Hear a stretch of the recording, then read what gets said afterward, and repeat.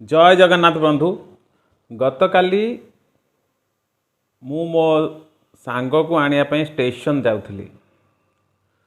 Station जिबा बेले water देखिली water side रे गोटे 70 वर्ष वृद्धा ठिया ହେଇଛି। तार हाथ रे किछि फूल धरछि मल्ली फूल आउ से फूल को से बिक्री करिया पई बहुत चेष्टा करूछि।